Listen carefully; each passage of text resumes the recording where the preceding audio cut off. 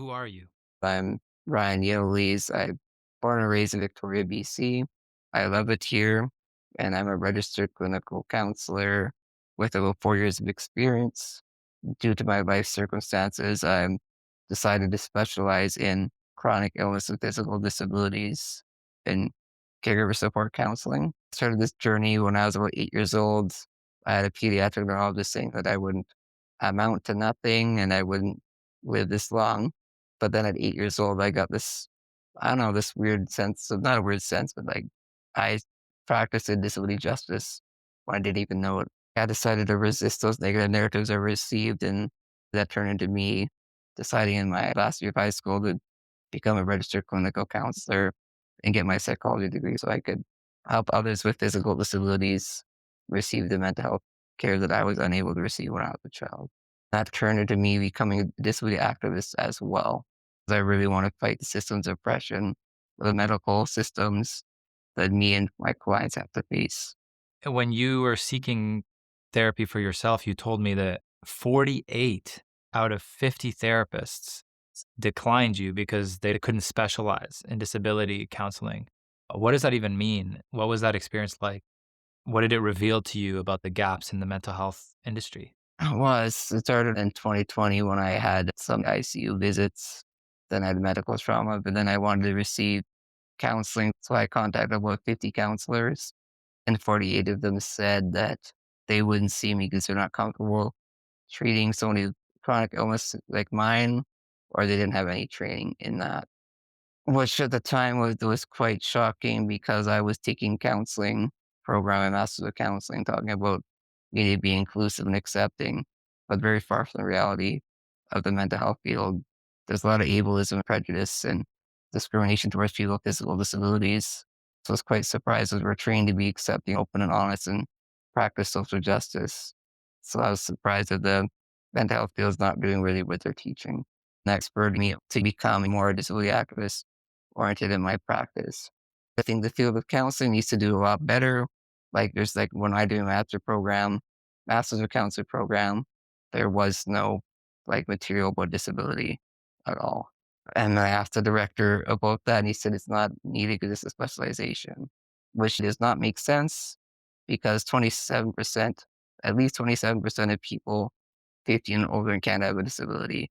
So that's one fourth of the population. So that's like giving the message that one fourth of the population doesn't matter in the mental health field, which is I'm very against that. That's why I do educational Q&A sessions with other counselors to try to promote disability informed counseling so that clients can get the mental health care they deserve and need. You mentioned to me that you also had a similar experience while you were in school to be a counselor. Tell me about that. During my master's of counseling program, my practicums, at least two of the directors kept telling me of the two different places I went to where they kept saying that we can't give you clients because you can't do in-person counseling, which I cannot do because I'm immunocompromised. So they're like almost punishing me for doing that. So it took forever to finish my practicum, and my school did not support me at all. They didn't help me navigate that discrimination or workplace discrimination at all, which just like gave the kind of message that people with physical disabilities like mine shouldn't be a counselor is kind of message I received. But of course, I fought against that. That made me even more determined to become a counselor. But I wish the field of counseling would be easier for people like me to get into, that they wouldn't be displaced or pushed aside or treated like they're not shouldn't be there. Like I received those indirect messages over and over that I shouldn't have gone into this field. In those healthcare settings that you've been in, both as a like learning, training to be a therapist, but your own settings, you've described situations where professionals made assumptions about your cognitive abilities based on your physical disability. How has this diagnostic overshadowing affected your care? How widespread is this problem? Well, so there's a lot of overshadow. As soon as they see someone in a wheelchair, they automatically think they have a learning disability. They'll talk to my caregiver, the person who comes with me, the emergency department. They won't believe me when I'm in a lot of pain, like when I had a gallbladder was super infected, need to remove it. They didn't believe me about the pain until they did a CT scan. So I was waiting 6 hours in pain. And then just like trying to give me Ativan for my extra because I have extra care needs. They're trying to like drug me so I wouldn't ask for proper care. And that also has led to medical malpractice where doctors have almost killed me a few times because they didn't do the due diligence and recognize my anatomies. And unfortunately, this experience is very common for people with disabilities, especially physical disabilities or learning disabilities, to be neglected, abused, or not treated well or malpractice is very common. And that kind of just made me realize that people with disabilities need to be really, really vigilant when they go to the emergency or medical professionals. And I work with my clients to navigate that, to fight back against that. But it's very widespread, and I don't think most therapists even are aware of, like, it's the discrimination, the treatments that cause people with disabilities to get depression or mental health struggle. It's not really the disease or the disability. It's how society treats you. And then the medical society and counseling, medical field and the counseling field treat you like me that we're not wanted or needed, which kind of goes to that eugenics kind of idea that people with disabilities aren't producing enough money for the economy, so we're not as useful. I find a common theme in what you're saying and what's happening a lot in the world right now is there seems to be a lack of empathy. Like if somebody is not themselves going through a problem or living an experience, they don't even really try anymore to think about the person they're interacting with and how might their experience be different. I can imagine you're not being treated this way by people in your position, which is why I'm guessing your niche as a therapist is with people with disabilities and advocating for people with disabilities. So what was your question again? I guess I didn't have one. I think that was more of a comment on the sad state of affairs of our society. Yeah, I noticed during the pandemic and after, the empathy for people with disabilities really was disappears. They're like, oh, they're taking the resources and it's all about like survival mentality. But in that survival mentality, they push the weaker people down. Or there's lots of comments during the pandemic, oh, don't give ventilated people that are already sick. They're less likely to survive. Might as well let them die. So doctors have to make these decisions that value people's valued lives are valued or like almost objectified. That this person should get life support or not. Somebody like me gets COVID, they should just let them die. So there's this fight, competition of survival mentality saying, oh, you're putting a burden on the system. I can't get care because this another person with illness has this. And I think people just give up on even trying. They just got very hostile, I found. When I went to see medical care before the pandemic and after was very different, the treatment. Like, it's way more hostile now. Even now, It's because it's like burnout and the people quit. It's just made it a lot worse. that's wild how you've noticed that huge shift pre-COVID. And now I guess it has been a few years since COVID started. And I don't even know when technically COVID ended, if it even ended. It's still going around. I guess people just stopped caring about it, or maybe it's become less deadly. Honestly, having a chronic illness like mine, you just notice things that more able-bodied people don't see. Like the medical system has one huge impact on me compared to where it was before. That's like when people don't see that or the treatment or these stories of maltreatment often don't make it in the news. The news stations don't report. It's just lack of a care again. That's the theme of not caring about people with disabilities again. Do you think this is a signal of an underlying issue within society, maybe a rot or a disease, like a cultural disease that's spreading through society these days? I feel like there's so many problems that are thrown at our face all the time, especially now, economic problems, political problems. We had health problems with COVID. I don't really think this is a new problem. Is if you study the Canadian history or history of disability, it's not a new problem because it's sort of the eugenics history in Canada. There's a part of history in Canada where BC would do forced sterilization of people like me because we weren't allowed to reproduce for some reason. So this is not a new thing. This eugenics or people with disabilities are not like worth it or needed or wanted. Or even then, and then the eugenics, we were not in Alberta and BC, they would say things like eliminate the disability species, which is a horrible thing. This the kind of eugenics or people being less worthy of care is continuing. It's nothing new. It's just the current political environment is making it worse. Like the medical assistants in dying, often doctors suggest getting that treatment done way before they exhaust reasonable treatments or resources or options. Like some people just go to their doctor asking for narcotic pain medication. Then the doctor will say, "Have you think about medical assistance in dying?" And the person just wanted pain meds, or when they're trying to explore other treatment options, they just jump to MAID for like the third or second treatment option instead of exploring other drugs, medications, alternative therapies. Like that's just like kind of goes that eugenics thing of trying to eliminate people with disabilities. And a lot of people with disabilities are chronic illness, they're forced into getting medical assistance or dying due to poverty, don't want to be a burden on their family, cannot receive proper health care that they deserve. So the government's message is they'd rather exterminate people with disabilities than help them or give them the treatment they need to live properly. So I just recommend like all therapists study about their Canadian disability history. And there's a textbook about that as well. Are there any cases or positive elements of MAID that you see? Or do you think as a whole the program should be abolished? Or are you advocating more for restricting the program or some other form? I just think there needs to be a lot more safeguards, but I think that was very intentional of the Canadian government not to include safeguards so people with disabilities could be easier, less burden on society. They're just taken out with the MAID. I would say there's some circumstances that would be useful after they exhaust all treatments, and the government should offer free counseling. I think they try reasonable treatments, other options first. I think it's okay, but the current climate in Canada, like at least 50% are getting it done due to the circumstances that could have been alleviated with more financial assistance or proper health care or given the narcotic pain medications they need. A lot of them could be avoided if there's no safeguards preventing doctors from encouraging patients to get it done. And that's what I think the government should copy the example. Australia has a lot of safeguards. Like you need to exhaust all treatment options before you can even give MAID, and the doctor cannot bring it up unless the patient says it first. But I'd say there's some circumstances where medical assistance in dying can be helpful. But I just wish there's more safeguards to prevent the people they're getting it done unnecessarily due to poor circumstances. Do you think that's the direction that the government's heading currently, or are they making it even easier? Safeguard. The government's trying to make it easier in 2027. They're trying to expand it to mental health, to anyone with a mental health condition. But as a therapist, I am very against that, and I will fight against that. It has been delayed twice already. I think it's just horrible if counselors get clients and then they said, "Oh, I'm suicidal," the next day to get me done.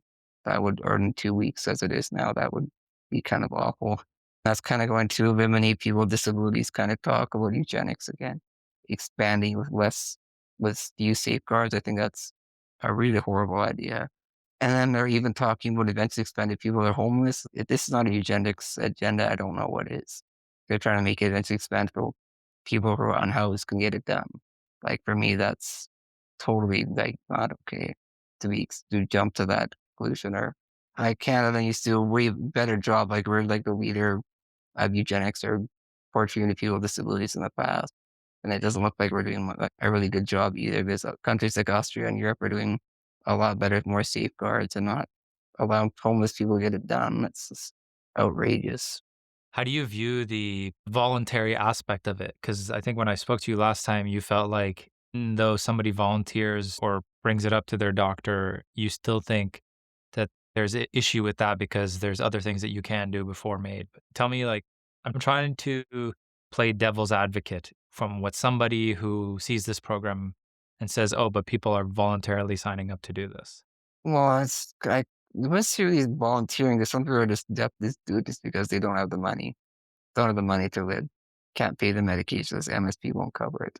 Or they can't get the medical treatment they need, or it's being denied, or they can't get access to counseling. This is just expensive, and I think the Canadian government should pay for it before people can even get meat done. Or the government just doesn't want to pay for those experimental surgeries or medications, or even ones that are not experimental. Sometimes they just don't want to offer us the price. The financial burden is what the Canadian government's always focused on about people with disabilities. So if you can make it easy for them to get medical assistance and dying, it would relieve the burden on the system. Not that I believe in that language, but that's the thinking of the Canadian government. So you're working with this organization, Every Canadian Counts, to get signatures to establish a federal national disability insurance plan. Can you tell us about that? The federal national plan is a good extension of MSP. People with disabilities who are low income could get counseling, physiotherapy, massage therapy, or other supplemental stuff that's usually covered by extended health care. But most people with disabilities aren't employed or not eligible for lack of employment or underemployed. A lot of insurance companies just refuse to give it if you have a disability like minor significant chronic illness. So we're trying to get signatures for that. Hopefully I'll try to convince them to also want to work on trying to push that deadline for people with mental health conditions to get made. Then kind of push it even 2 years again. Hopefully we can delay it again. Well, they didn't delay it before, but I want to see that happen. If I don't want to see people that are just depressed getting made down, that would just really tick me off. You earlier referenced Canada's historical practices like forced sterilization, but in our previous intro call, you mentioned disability slavery, which blew my mind that that was even a term that continued up until the 1970s. First of all, can you tell us what disability slavery means? How do those historical patterns relate to what you're seeing today in the healthcare systems? Well, there was the Michener Institute, which is just on the outskirts of Red Deer. They would give them jobs, but then they would not be paid. They were forced, coerced into saying, "Oh, can you build this building or do this?" Or people are basically, but I think these are people with learning disabilities and all sorts of disabilities. So they're doing free labor, forced labor. When they were promised to be paid, they were never paid. A lot of the historical buildings you see in Red Deer are built by free forced labor people with disabilities, which was just horrible. I think it was somewhere in the 60s they shut down finally. That building is still there. It should be torn down. It's just a horrible, it's a stain or scar what Canada did to people with disabilities. And then BC and Alberta were doing, BC is doing forced sterilization and Alberta is doing voluntary ones until 1979. So people like me will be just taken away and forced sterilized in BC. And if you bled to death on the table, that's too bad. They'll say, "Oh, well, at least they're dead now." And so I think it's just some cases there, even medical experimentation too. So all the stuff they did to indigenous people, they did the same thing to disabled, lock them up in institutions or take them away from their families. Like historic colonialism and indigenous stories and disability are very related. It's very similar. When people away to the Michener Institute if you're in Alberta, then can't see your family, treated very poorly. Canada's got a really bad history of eugenics, or we were the leader of eugenics before. We supported the Nazis Holocaust campaign. During it, we would send funding along with the US. We thought it was a good idea to kill the Jews. We all thought Hitler's idea was good before. And most Canadian society and government do not like people like me talking about this. They want to pretend like the eugenics stuff is in the past, but it's still happening today, just through the medical systems and dying by not providing proper health care and just giving them the option to end their life prematurely. That is quite shocking. I don't even know how to. I probably should have known Canada's history more than I do now. It feels like every time I hear about it, it's just another atrocity. It feels like a totally different Canada than the one I live in, the one that I know now. But you're saying that there's still these patterns in today's healthcare systems through things like MAID, which I just want to be clear. You're saying that MAID in its current form is related to the historical patterns of abuse that the Canadian government has inflicted on people with disabilities and First Nations and Indigenous people. But if we were more like the system in Austria, you wouldn't feel that way. Australia, system in Australia is a lot better because in Australia they have all these safeguards. You can't just get it done without it doing all these list of treatments that are reasonable, like counseling, different drugs, experimental drugs, surgery, try all these options regardless of the cost on the healthcare system. But in Canada, it's the opposite. Try 2 or 3 treatments, then out. Have you tried MAID? I don't think that's acceptable. The Canada's still doing that stuff. So all of these experiences that you've had, one, trying to seek therapy and having 48 out of 50 therapists deny you going through school to be certified as a therapist and having them toss you aside or tell you that you can't see patients because whatever excuses they gave you, to your own neurologist who, when you were younger, told you you wouldn't make it past. 19 and I would amount to nothing and I would maybe have autism, which I don't. Parents are sending the message to my parents to give up, to not try. And you were how old when this happened? I was 8 years old, and then something snapped inside of me that said, I want to fight this, that I want like my own disability activism turned into counseling. They'll say, oh, you say I can't do this, I'll show you. And become a counselor and help people. And the funny thing is I did presentations for the children's hospital and they were in the audience. They were so shocked that I did all the things I said I couldn't do. Like, and they're like, I did a presentation for that hospital. I'm just very tenacious, very tough. I don't know how to give up. I keep pushing and pushing. And I love doing activism, fighting for my clients, which have led to lots of success stories of clients getting the long-term disability, fighting the legal system and winning. So those experiences formed you into a ferocious advocate that you take into your sessions with your clients. Could you paint us a picture of what that looks like tactically? I guess that's not like throwing aside that idea of being neutral in the therapy session. I can't do that. If a client's being mistreated by somebody, I'm not afraid to call the doctor and say, what's up? Why are you treating my client this way? Or why are they not getting the pain medication? I use that patient client like rights that I have, like, or I give them resources to fight or encourage the client that they're worth fighting for. A lot of my clients said, oh, I don't want to fight anymore. Nobody cares over me, but then I encourage them that they are worth it. Then one client I had to give them like a resources and disability. This, I think BC, there's like a BC legal service for people with disabilities is free. But I got a touch of a lawyer, then they won their long-term disability case. Or I've had clients where I told them to fight against their doctor and then they got the treatment they deserved. I can't be neutral in the therapy session. Like if I know these atrocities or discrimination going on, I will take action, which I think most therapists are say it's not their area to do or are not confident to do. I think they should be more confident in doing that. If you're taking the neutral stance where you don't take their problems seriously or do action where we're causing harm, are we contributing to this system of oppression?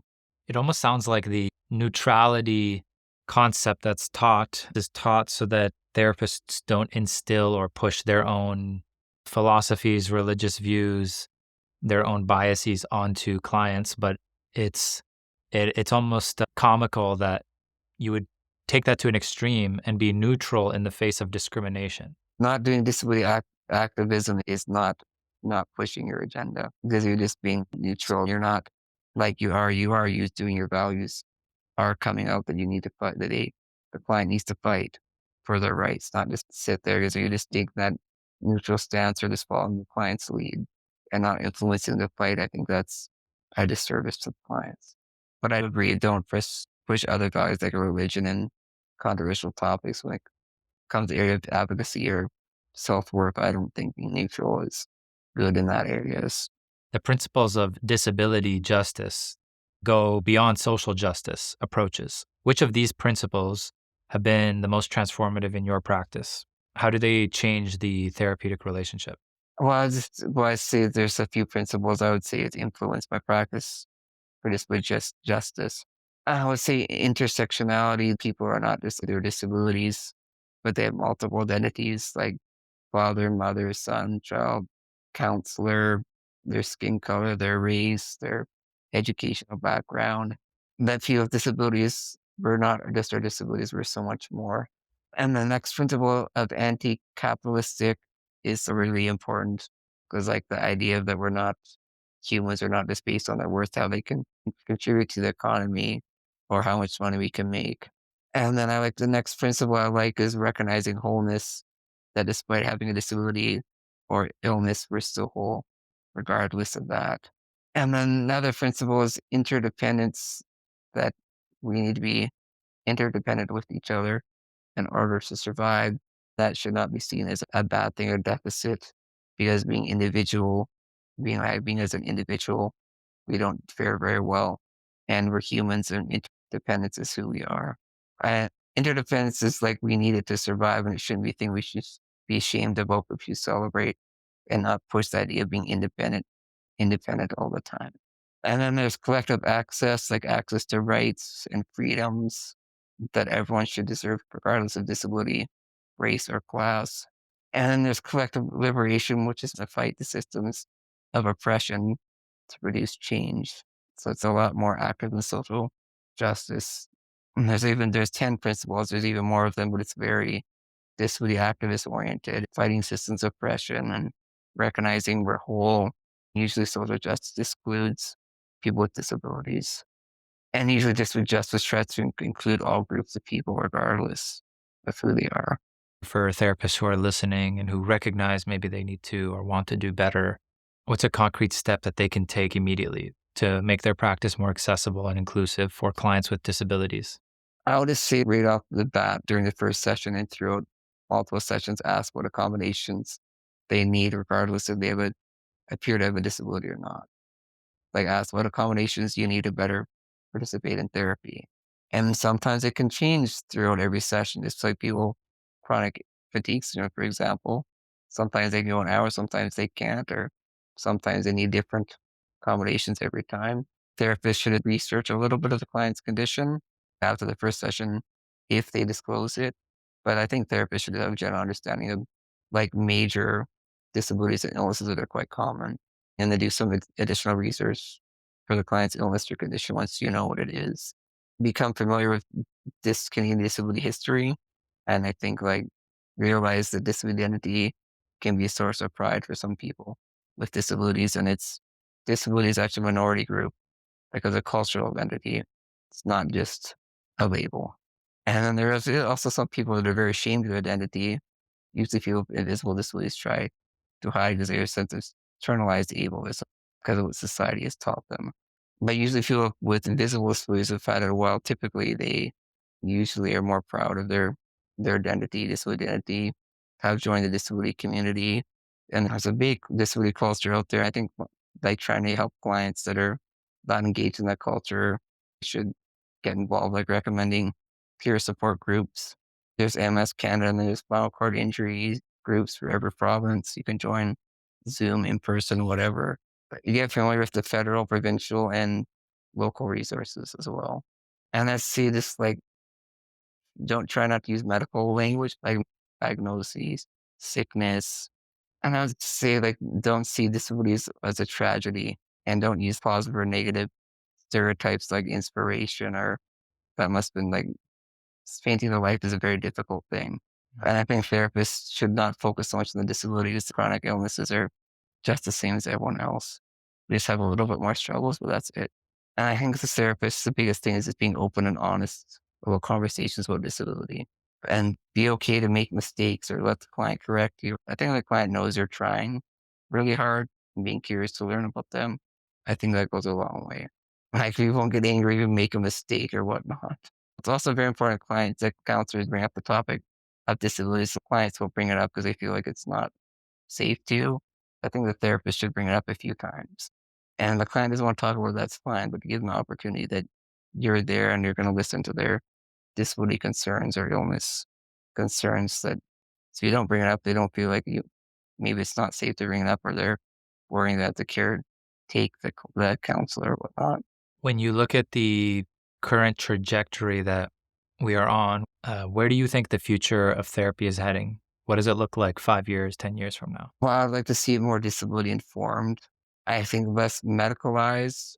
Like now I think it's way too medicalized. Like you go on TikTok and you self-diagnose yourself with ADHD or autism or you got this disorder or that disorder, this label. That's kind of like separating people into categories that are artificial. We need to step away from the medical model. We embrace the social model. A disability that states the disabilities are caused by the environment, social or physical environments, usually caused by prejudice of people's thinking. And I think it's the environment and society is disabled, not the person. And they usually use the word impairments instead of disability, which I really agree. I think that society in Canada is disabled. Thinking is so limited. We build environments socially and physically that are not accessible to people with disabilities. Like I don't believe the person with disabilities the real cause of the disability. I think society. Say that last sentence again. I just think as Canadian society is disabled because we put these artificial social or physical environments that are causing these limitations. Well, in one way, it's almost kind of hopeful. If it's the system with these barriers that is the problem, those are things that can change versus maybe more deeply ingrained Cultural things can change too, but I feel like it takes effort to change those behaviors and minds versus changing a system or a rule, making made more like Australia. And I think policies is not enough, just writing something down. A lot of times the government just write policy, but they never implement them or nobody's punished for not following. Sometimes they just make these Mhm. policies for checkbox purposes, but they don't actually follow them. It'll probably be decades before eradicate eugenics and ableism, but I don't know if we completely eliminate it, but I think we can do a better job by educating people about it. I just think people need to be really educated about eugenics. They need to be educated this in school, elementary school kids, because they're taught us the atrocities of people with people who are indigenous with well, people with disabilities. Because a lot of the atrocities they faced, people with disabilities have faced in the past as well. We were forced away from our families, forced sterilization, medical experimentation, killed by doctors, stuff like that. I'm happy that we have people like you who are advocating so strongly for these changes and for that community. For the, I guess I asked you what could a therapist do, and you referenced be more informed about the disabilities, be more curious, be more open minded. But what could we, a therapist or general society, do outside of the therapy context in your eyes? Listen to people's stories without getting offended or super uncomfortable. Just get comfortable with the idea that there's a huge proportion of society has got a disability that one-fourth or could even be one-third in a couple of years. Disability is part of being human. Like, we're all limited in some way. Some of us are not good at math, or we break our arm temporarily, or we get older. I guess the idea that the disability is part of the human condition. Like, it's just who we are. Like, we shouldn't segregate it or shame it. It's a natural phenomenon like aging. Even that, we shame people for being too old, which I just think it's silly. These natural things that are happening shouldn't be ashamed or put down or whatnot. Yeah, you're making me think about a lot of different cases, like the whole movement behind trying to extend our lives. There is this obsession with trying to reduce the things about being human. I just think aging and disability is just so human. Like, why stop or say a natural thing is bad or you shouldn't do? Like, stopping aging is just ridiculous. Well, you can't stop human impairment from happening. We're all limited in some way. You could even say aging is a chronic illness that we all have. What if we could change that? Then I think we lose the essence of who we are. Like, if we could live immortal, I think that and then we just become like robots. Like, I just like if we could become a designer society where nobody's impairment or sick or there really no uniqueness. We'd all look the same. Like, I don't want to live in a society where we live forever. That sounds awful. Because if there's no life, if there's no death, there's no life. Like, life is no meanings or contrasts. Like, we don't have joy, then we don't know pain. Like, we need a contrast to be human. So true. I'm sure many people can relate to the sudden clarity you get after a health scare or a close one dies. You realize life is short and you should be grateful for every minute. I had a health scare a couple years ago, and I remember the months after I felt like a different person. I saw life differently. And slowly, I started to mold back into kind of my baseline, but with that additional experience. I wish I could get that clarity again without the health scare. You're right. We are wired to see things in contrast. I just like this for my whole life because I have like I have a chronic illness that's has a timer on it. And we don't know when that will be, but I live my life to the fullest. I don't want to waste a second. That's why I went full blast into becoming a counselor, full like into because I don't want to die with regrets. Like, I found a lot of people that are able bodied, they don't do all the things they want to do. And they're on their deathbed and they have all these regrets. So I tell myself, I don't want to be like that. But yeah, I do see like having a health scare, you kind of go through a grief cycle. Then it makes you realize the important things in life. I'd say pain and grief is a great teacher. It's not pleasant to go through them, but when you do, you learn a lot.